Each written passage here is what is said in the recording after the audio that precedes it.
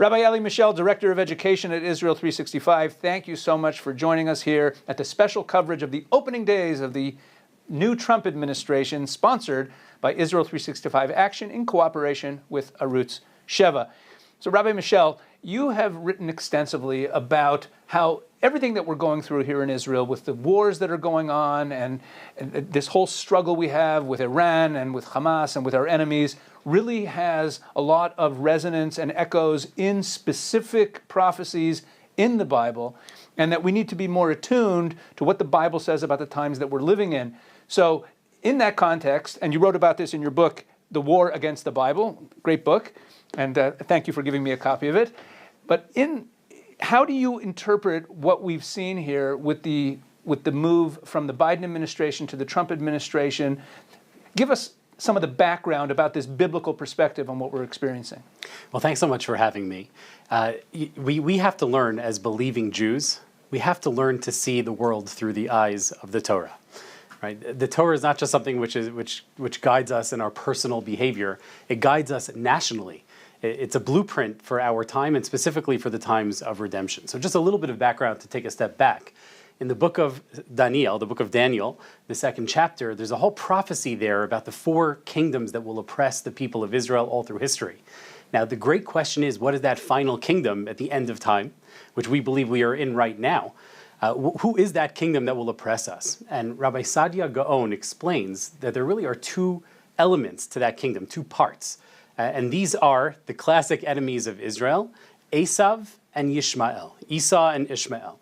Now, Yishmael, I think we all know, really represents Islam. I mean, they say that. They say that, right? They believe they descend physically, spiritually from Ishmael. But who is Esau? That's the great question. Who is Esau?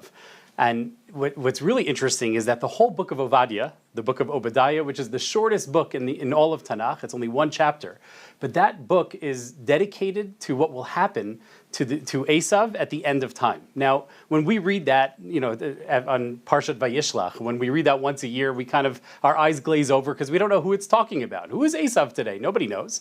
But if you take a step back and realize, wait a second, Esau represents nations today, all of a sudden, that prophecy becomes very relevant. So who is Esau? Now, Esau, the rabbis tell us, rejected God. He said God doesn't exist. Once he saw that his grandfather Abraham died, he said if he can die, then there's no God, there's no Olam Haba, there's no next world, there is no God, it's all no judgment, no judge, nothing.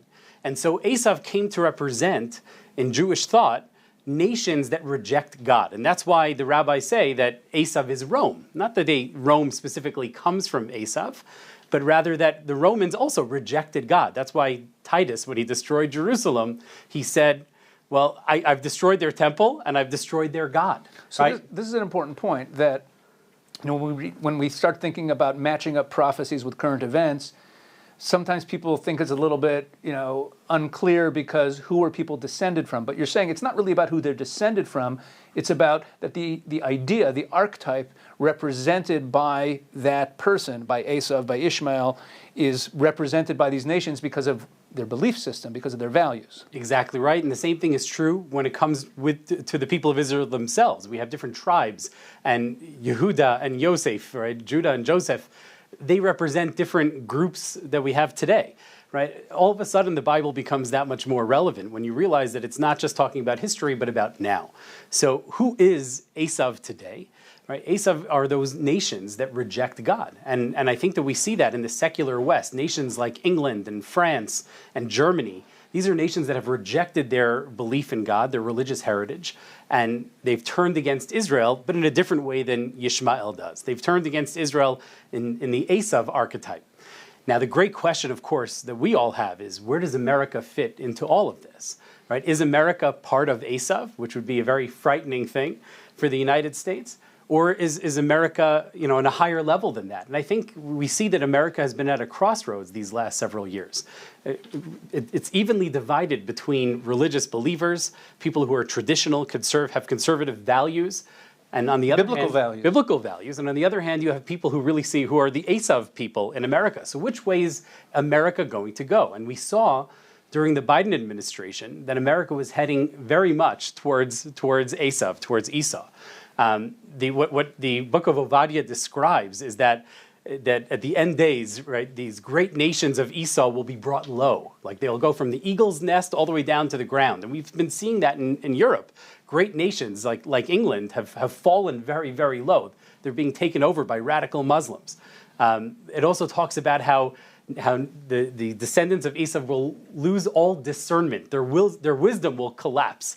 Right, and we've been seeing that, how foolish these nations are. Yeah, bring in millions of Muslims who want to kill us and take over our country. And all the woke ideology also is exactly. I mean, think about Joe Biden, how he made, I mean, this is incredible, but in 2024, he declared literally Easter Sunday to be the transgender day of visibility. Right, and you talk about foolishness and confusion about who's a man, who's a woman, even as enemies are invading the United States through the southern border. Right, this complete lack of discernment, this foolishness, it seemed to be that America was heading in the way of Esau. But what we're seeing now, and we hope and pray that this is the case, that it will remain this way, is that President Trump is leading a movement to retake America, to bring it back to greatness. Make America great again fits very much into this question of, will America become Esau or will it not?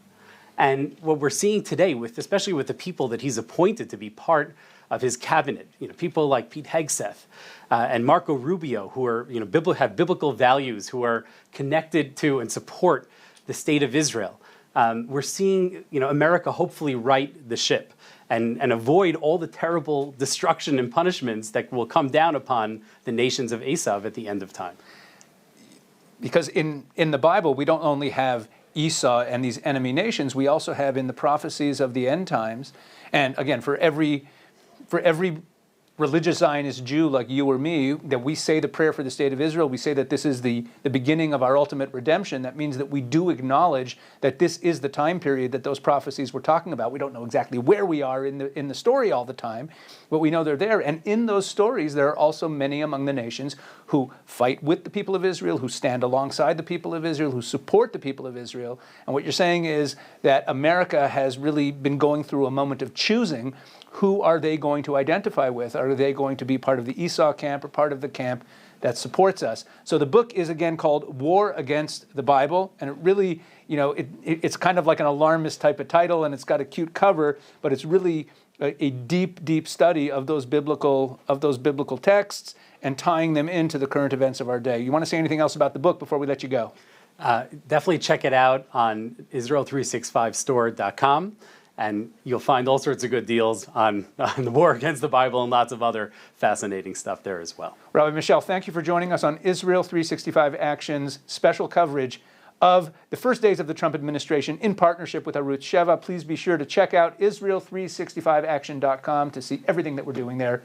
Thank you very much, Rabbi Mischel. Thanks for having me.